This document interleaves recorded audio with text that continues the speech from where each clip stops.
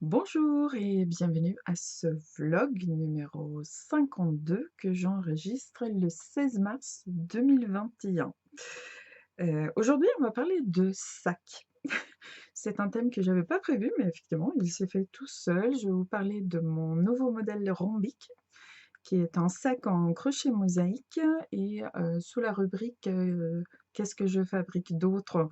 Bah, je fais de la couture et j'ai cousu quoi? J'ai cousu des sacs. Donc voilà, le thème du jour. Si vous avez déjà regardé des vidéos et que vous revenez sur, ma chaîne, merci beaucoup. Je suis ravie de vous accueillir à nouveau. Si c'est la première fois que vous me regardez, je m'appelle Annette Pétavy. Je suis suédoise, mais je vis en France depuis bien longtemps, actuellement en région lyonnaise. Pour résumer, je tricote des crochettes le jour, je couds le soir, la nuit je dors un peu et vous trouvez mes liens, vers, mon site, mon blog, Instagram, Facebook et cetera et ne pas oublier ma newsletter dans le descriptif sous la vidéo. Sinon, si vous souhaitez pas suivre un lien, je m'appelle Annette Pétavy partout, parce que je n'ai pas d'imagination et c'est plus simple ainsi. Voilà, voilà. Donc si vous aimez la vidéo, c'est super si vous mettez un petit pouce vers le haut parce que ça aide, les autres personnes à la trouver. Vous pouvez bien sûr vous abonner à ma chaîne, n'hésitez pas. On s'achemine vers 2000 abonnés. Et si vous voulez être notifié chaque fois que je mets une vidéo en ligne, que ce soit un vlog, on va dire une petite conversation, entre vous et moi comme celle-ci, ou que ce soit un tuto en vidéo, pardon. Si vous voulez être notifié quand il y a une nouvelle vidéo en ligne, vous cliquez juste sur la petite cloche et votre téléphone ou votre ordinateur vous dira. Voilà, donc on est le 16 mars, il fait beau, il fait frais, c'est mon temps préféré. On sent que le printemps arrive, même si le temps varie encore quand même vraiment beaucoup et il y a quand même beaucoup de fraîcheur encore. En fait, ce matin, je suis allée faire un tour en marche nordique. Il faisait gris et frais, mais c'était super quand même. Maintenant, il fait super beau et je fais des vidéos et du coup, ben, j'ai dû fermer le volet parce que sinon la lumière est ingérable. Donc, la vie est un peu mal faite, mais bon, voilà, j'ai la patate quand même et j'espère que vous aussi. J'aime bien cette période quand on sent qu'on tire vers le printemps. Je trouve aussi que ça nous aide à supporter nos circonstances actuelles, les perspectives de pouvoir être plus dehors, pouvoir rencontrer les gens dehors. Je sais pas vous, mais moi j'ai désormais une vie sociale, en marchant parce que bon voilà, plutôt que de se voir au resto, ben, on peut se voir en faisant une balade, donc bon, c'est une idée, à mettre en œuvre sous le soleil. Donc on est dans cette période-là entre, l'hiver et le printemps où il fait, frais le matin, il peut faire bien bon l'après-midi, surtout au soleil, donc pour moi, c'est une saison qui est un peu entre laine et coton, si vous voulez. Et c'est aussi une transition dans la mesure où la première session de mon coaching créatif de crochet tire vers sa fin.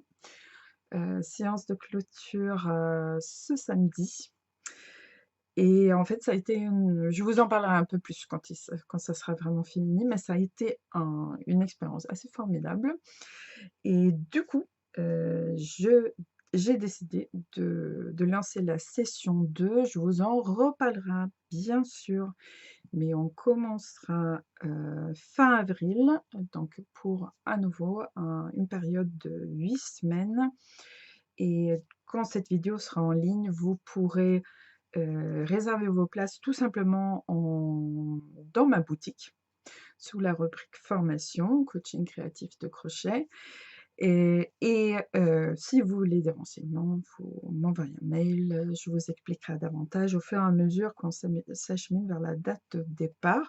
Mais bon, cette, 2e session est disons acquise parce qu'il y a déjà, plusieurs personnes inscrites, donc si vous voulez participer, il faudra peut-être pas trop tarder. Alors, j'ai eu plusieurs demandes qui me disaient: «Ouais, bah, le crochet, c'est super, mais tout le monde crochète pas, est-ce que tu penses un peu aux tricoteuses?» Et ben, je pense à vous et à nous, parce que je tricote aussi, n'est-ce pas? Et je me dis que peut-être qu'on pourrait faire un ACT, un accompagnement créatif de crochet, plutôt, après l'été. Qu'est-ce que vous en pensez? Dites-moi ce que vous en pensez et puis on voit si je peux pas mettre en place ça. Voilà, voilà. Je tourne la page de mes notes parce que sinon j'oublie la moitié des choses que je voulais dire et on va passer au vrai sujet, de ce vlog, mon sac Rambic. Alors, je suis assez contente, je dois vous le dire, de ce petit modèle. Donc comme vous pouvez le voir, c'est un sac bicolore au crochet mosaïque et la fiche est écrite pour 2 tailles. Donc je vais essayer de vous montrer les 2, même si bon, je crois qu'il faut que je me recule un peu. Donc le grand sac est, ben, pas mal grand quoi. Là, on en met dedans et le petit sac, est un sac, déjà d'une taille sympa. Donc si on va réfléchir en termes de sac à ouvrage, pourquoi pas? Dans le grand, donc les mesures exactes, sont, dans la fiche et sur la page produit et puis, pour être tout à fait franche, je les ai pas en tête. Mais le grand, là, vous mettez, un projet pour un pull ou une couverture, pas trop grande, peut-être la couverture quand même, mais, dedans. Et ceci, des chaussettes, un châle pas trop important, et cetera.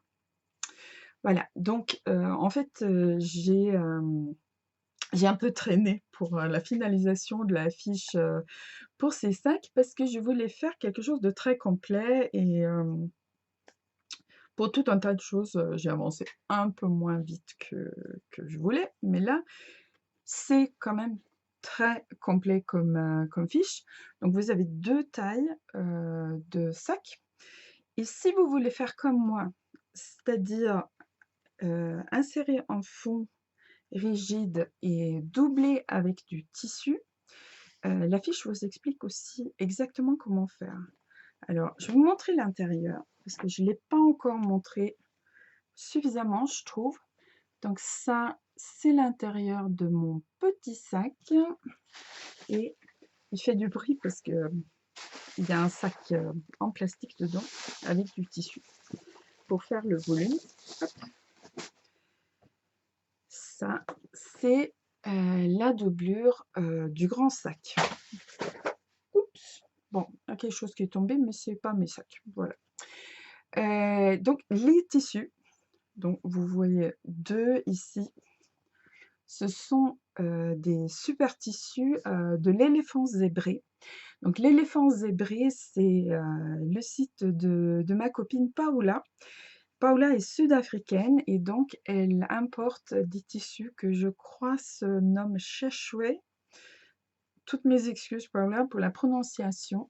Et donc, en fait, je lui ai envoyé d'abord, des photos et après, des petits échantillons de fil et elle m'a aidé de choisir, elle m'a proposé plusieurs choix et j'ai choisi ensuite, par rapport à ces photos, des tissus que je trouve, vont super bien, pour doubler ces sacs.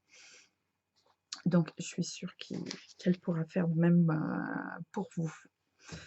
Donc comme je l'ai dit, là, j'ai un fond en Gevitex et c'est pour ça que le sac est plat dans le fond, parce que sinon un sac, au crochet, de cette forme-là, bah, il aura vraiment une forme de pochon. Ce qui peut être très sympa aussi, hein, parce que vous pouvez ne pas avoir envie de doubler.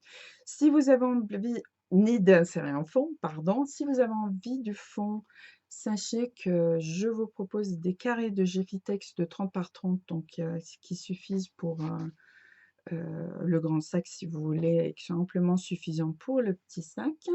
Donc pas besoin d'acheter des mètres et des mètres. Donc le Gevitex, en fait, c'est une sorte de molleton très rigide, mais pas non plus, vous voyez, hein, c'est pas un morceau en plastique qu'on a inséré. heu et ça permet de faire des choses très, très sympas parce qu'on peut coudre dedans. Donc c'est facile à fixer dans un projet en textile. Alors donc ça maintenant je vous ai parlé de la doublure, du fond et cetera, mais il faut quand même que je vous explique comment est construit le sac lui-même.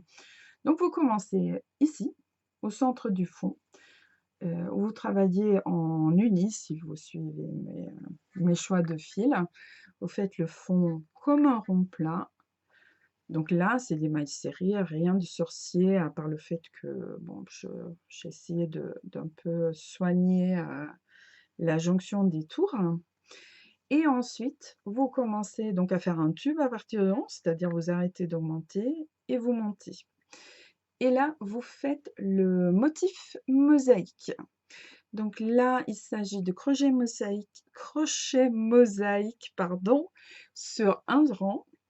Et comme vous travaillez en tour, vous avez aucun problème avec des bouts. J'essaie de chercher la jonction de tour dans celui-là. Ouais, c'est là. Parce que là, on voit un petit peu les rayures qu'on voit pas sinon, à cause de la doublure. Donc c'est ici. Donc en fait, quand vous changez de couleur, vous croisez juste vos fils et vous les laissez monter à l'intérieur. Donc vous n'avez pas 15 000 bouts à rentrer. Au crochet mosaïque, vous travaillez uniquement une couleur par rang. Et donc le dessin est fait, donc la base c'est des mailles serrées, le dessin est fait par des crochets, des brides pardon, qui viennent, plonger, 2 rangs au-dessous pour créer le dessin. On y reviendra un petit peu. Voilà, donc bien sûr, il faut choisir des couleurs qui contrastent bien. Moi j'ai travaillé avec mon coton bio, que j'aime beaucoup, avec un crochet relativement petit. Heu, Quand je vous propose de faire des châles, je propose très souvent d'utiliser un crochet plus gros que ce qui est indiqué, pour l'utilisation du fil. Alors ça, c'est pas une tâche, c'est un fil. C'est un fil de surjeteuse, qui est venu se promener ici parce qu'il y a un projet de couture là-bas et du coup, bah, voilà, des fils, il y en a partout. Voilà. Donc je disais, pour un châle, très souvent, je vais vous dire d'utiliser un crochet plus gros, que vous avez peut-être imaginé. Bon, pour un sac, pour qu'il ait de la tenue, qu'il soit le dessin soit bien net en crochet mosaïque, tout en étant absolument pas rigide, hein, vous le voyez. Je vous propose de travailler avec un crochet assez fin. Donc ça, c'est crocheté en 2,5. Ce qui reste, on va dire, adapté, au fil dans le sens où, il n'y a pas de difficulté pour l'attraper et cetera et qui vous permet donc de faire un dessin bien net et donc c'est bien sûr important de choisir des couleurs bien contrastantes pour avoir quelque chose qui soit intéressant visuellement. Donc moi, je vous propose des kits, le il y a déjà cette version donc qui est exactement en fait les coloris utilisés ici. Donc en uni, le coloris Tomette et pour le multicolore Sorbet sur la plage, qui est d'ailleurs le même coloris qu'utilisé là. Il faudra peut-être que je commence à me varier, hein, mais je l'aime beaucoup, franchement.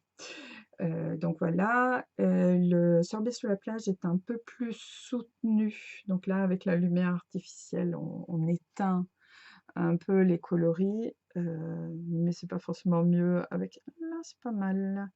Avec la lumière naturelle aujourd'hui, comme d'habitude, dans tous les cas, les photos sont toujours mieux sur le site que les coloris là sur la vidéo.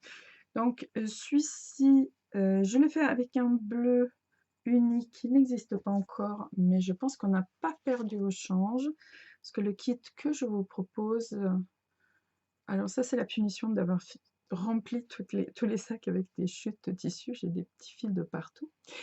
Donc le bleu outre-mer en uni et au bord du lagon en multicolore. Mmh, bon, voilà, référez-vous au site ou croyez-moi sur parole, c'est très joli. Il reste quelques kits dans la combinaison à cyclamène et mon fuchsia en bouton, dont la lumière rend pas justice. Ce coloris, vous l'adorez. Il est en cours de réapprovisionnement, donc il y en aura encore. Et là, même si là, c'est pas forcément, avec mon retour caméra, c'est pas forcément très visible, mais ça, c'est une combinaison plein de peps. Et je voulais aussi vous proposer quelque chose de bien contrastant, mais plus doux. Et c'est chose faite avec le kit ficelle et jardin de roses. Mais vraiment, vraiment, pour les coloris, allez voir sur le site, parce que bon, c'est toujours le même problème. Soit j'ai la lumière du soleil à fond par la fenêtre et on voit rien parce que la moitié est à l'ombre. Et de toute façon, les couleurs sont écrasées par le soleil. Et sinon, bah là, les couleurs, elles sont un peu aplaties et délavées par la lumière artificielle. Donc, les kits sont bien sûr au prix des pelotes qui les composent. Donc, pour faire le petit sac, il vous faut 2 pelotes d'uni, une pelote de multicolore. Et pour faire le grand sac, 3 pelotes d'uni et 2 pelotes de multicolore. Je vais y arriver, je vous le dis. Donc, comme je vous ai dit, effectivement, pour les quantités, bon, les coloris les plus recherchés sont en cours de réapprovisionnement. Et si vous avez besoin,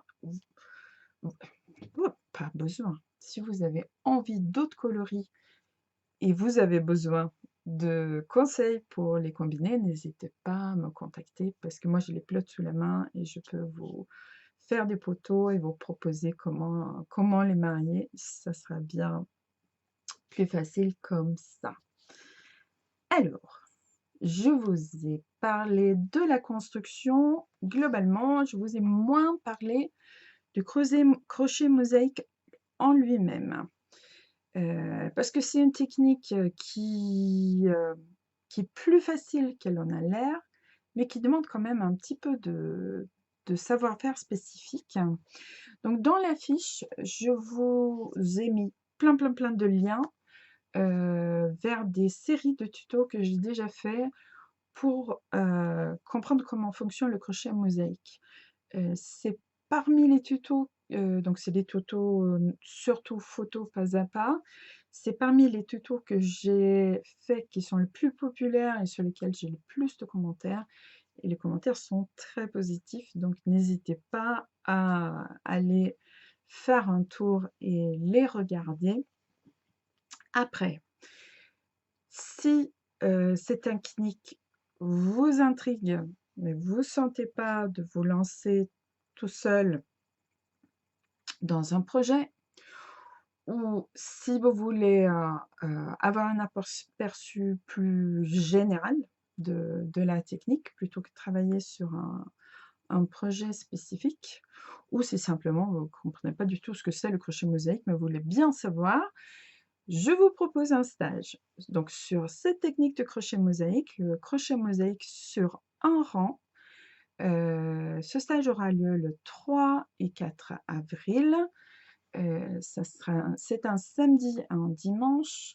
Les horaires, c'est 9h30 à midi le samedi matin et à nouveau le dimanche matin. Donc, ça vous prend 2 demi-journées sur votre week-end, mais pas plus.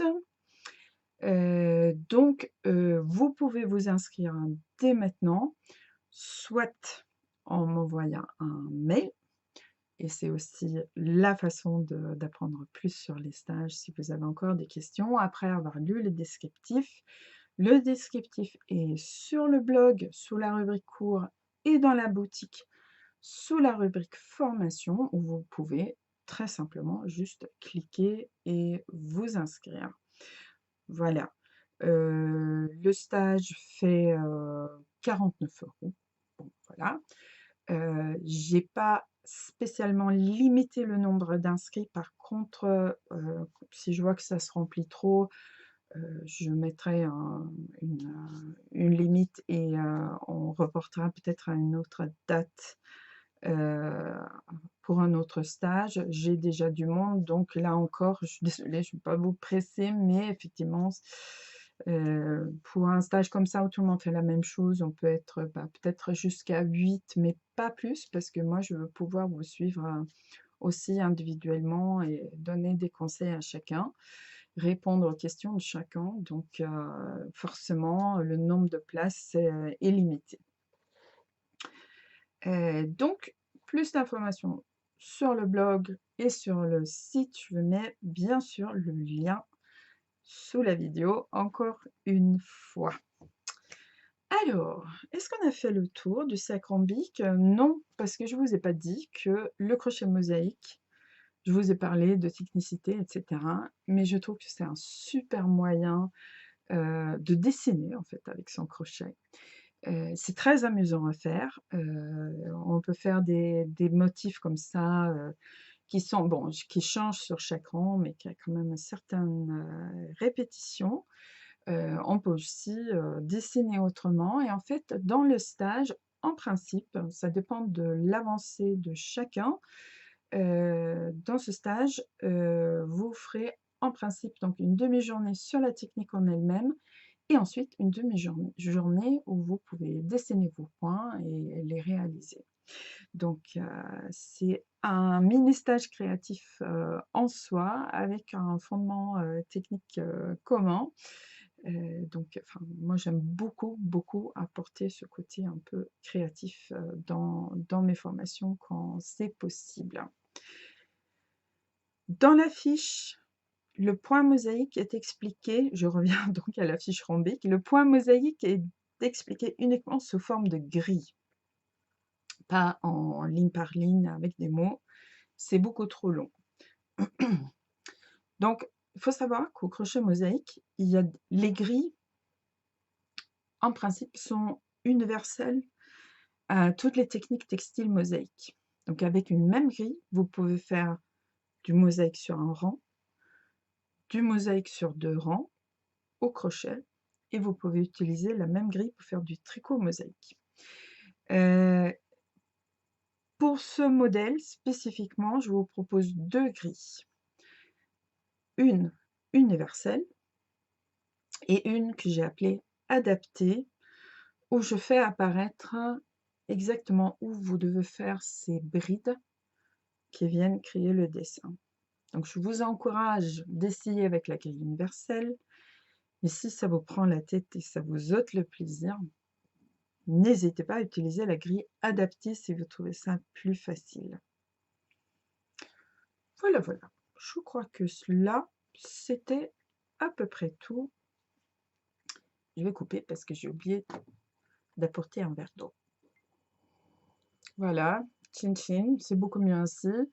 Ça fait des années que je fais des vlogs et j'arrive encore à oublier que des fois, il faut un verre d'eau ou une tasse de thé à côté de soi quand on parle beaucoup.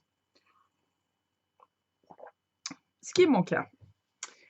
Alors, je vais passer à la partie du vlog, que j'ai instaurée en début d'année qui s'appelle «Qu'est-ce que je fabrique d'autre?» où je vous parle un peu de mes autres projets créatifs qui n'ont rien à voir avec mon activité professionnelle qui donc est dans le tricot et le crochet. Et j'ai fait beaucoup de couture. En fait, je fais beaucoup de couture depuis, le début du premier confinement. Heu, je trouve que c'est un super complément au tricot, au crochet et pour moi, c'est un domaine où je suis absolument pas, experte et du coup, j'apprends beaucoup de choses et ça me plaît beaucoup.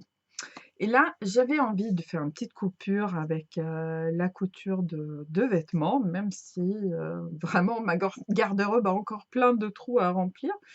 Mais je voulais regarder, faire un peu, autre chose et j'ai décidé, sans penser à Rombic, hein, c'est un hasard, mais ou ça n'en est pas un, mais c'était pas conscient.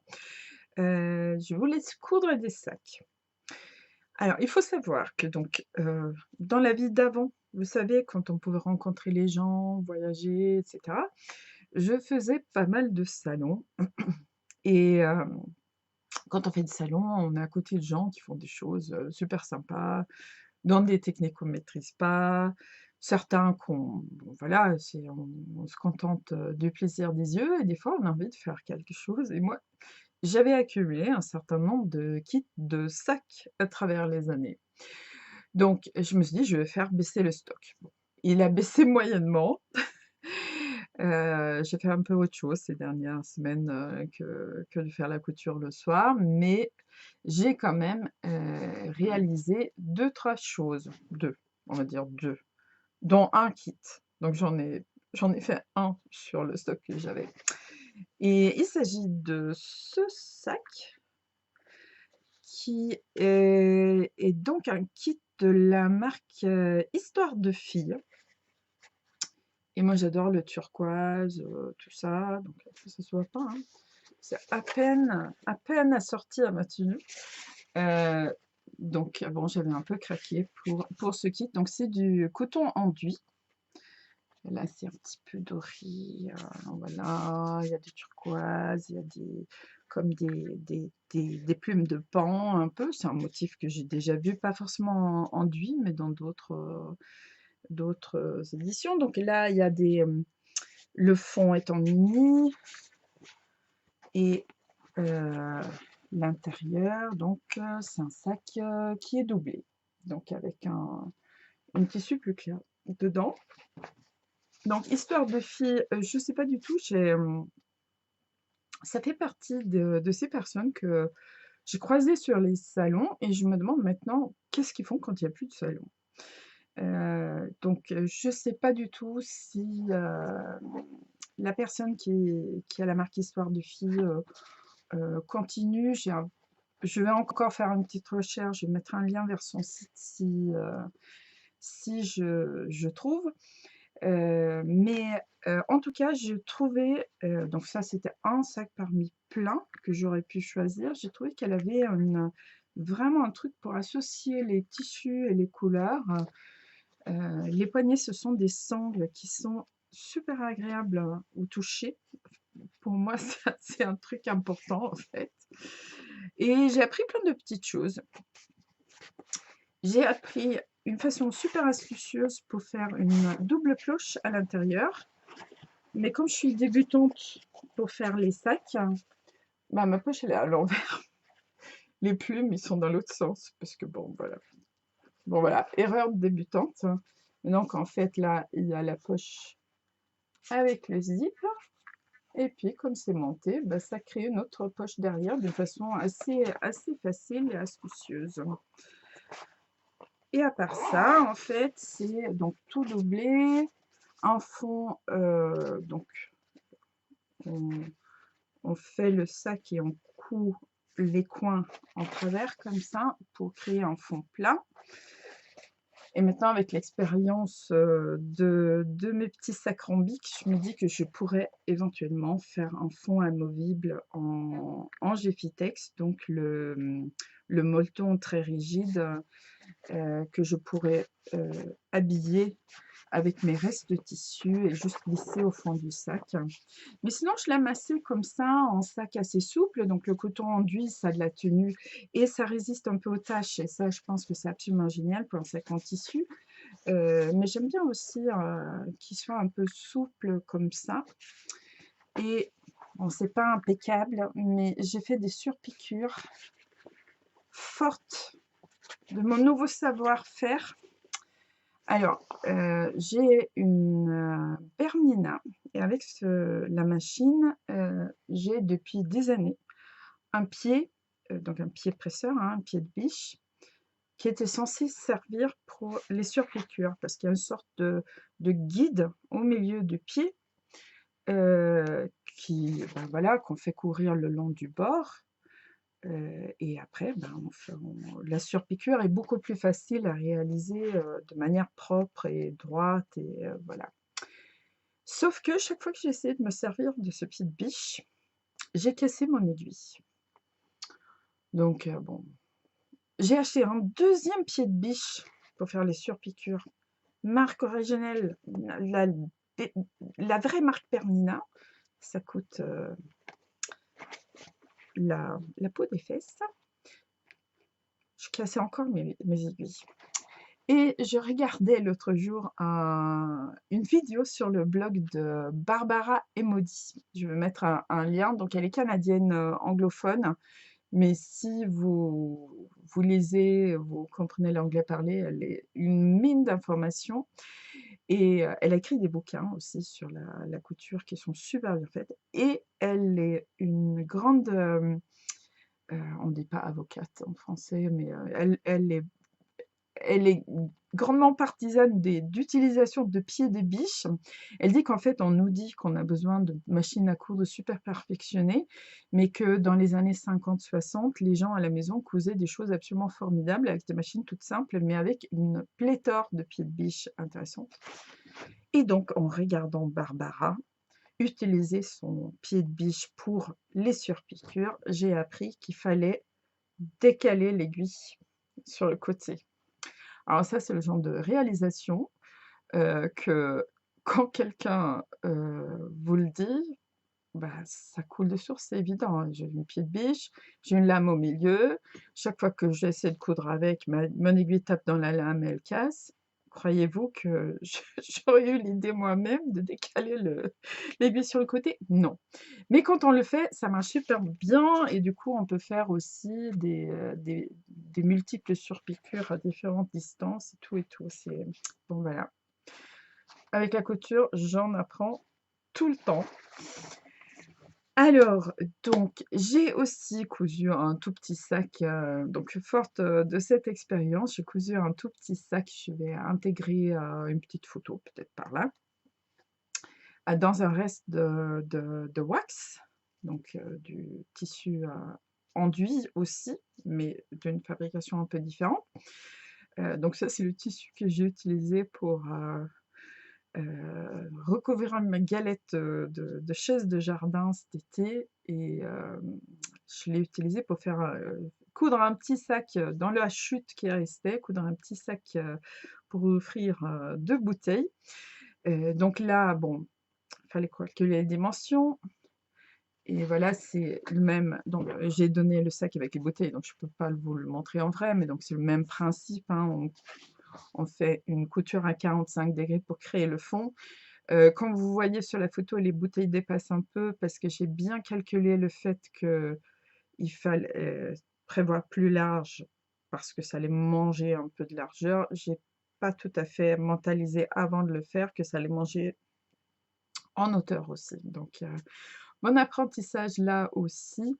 J'ai aussi fait mes premières coutures anglaises dans ce sac merveilleux que vous verrez jamais en vrai puisque je l'ai offert et que j'ai fait en une soirée, donc il y avait rien de vraiment extraordinairement compliqué, mais donc je crois que ça s'appelle des coutures anglaises. Vous savez, cette finition, en fait, on met les tissus, envers contre envers, on ferait une première couture et après on les met comme on coud normalement, c'est-à-dire endroit contre endroit et on emprisonne la première petite marge de couture dans cette marge de couture finale et du coup, à l'intérieur, c'est tout propre, c'est tout lisse et on a juste un petit bord plié, donc j'étais très contente de moi. Mais bon, il faut l'être, hein, quand on débute. Moi, je trouve que c'est important ça, de savoir être content de soi quand on apprend des choses et qu'on progresse, petit à petit. Voilà, on n'arrivera jamais jusqu'au bout, l'apprentissage, ça dure toute la vie et je trouve ça génial. Donc je célèbre mes petites victoires. Eh bien, écoutez, je crois que, sur le thème de sac et pour aujourd'hui, c'était à peu près tout ce que je voulais vous dire. Sur le mannequin, vous voyez, mon modèle de châle vague, qui est un châle au crochet qui ici donc fait aussi en coton bio. C'est un autre thème du jour, car je porte, le châle Crazy Stripes qui est un modèle d'Hélène Marcy en coton bio. Et cette matière est un régal. Franchement, c'est à travailler, à porter, c'est vraiment un bonheur et pour les gens un peu, fragiles de peau et avec le thermostat intérieur à fond comme moi-même, un châle en coton bio, c'est quand même juste, génial. Voilà, voilà, maintenant c'est vraiment tout pour aujourd'hui. Donc je vous remercie de m'avoir regardé et écouté. Si vous aimez la vidéo, vous pouvez mettre un petit pouce vers le haut. Alors tout le monde sur YouTube vous dit de faire ça et en fait, c'est parce que quand vous mettez un pouce, l'algorithme de YouTube se dit: «Tiens, là, il y a un truc que les gens trouvent bien» et du coup, cette vidéo a plus de chances d'apparaître dans les recommandations que vous avez en fait, quand vous cherchez sur YouTube, vous regardez une vidéo. Si vous n'êtes pas en plein écran, à côté, vous avez des suggestions d'autres vidéos. Donc le pouce sert à ça, à faire apparaître la vidéo dans les suggestions pour que des personnes qui, au départ, peut-être pas du tout cherchaient celle-ci, puissent la trouver.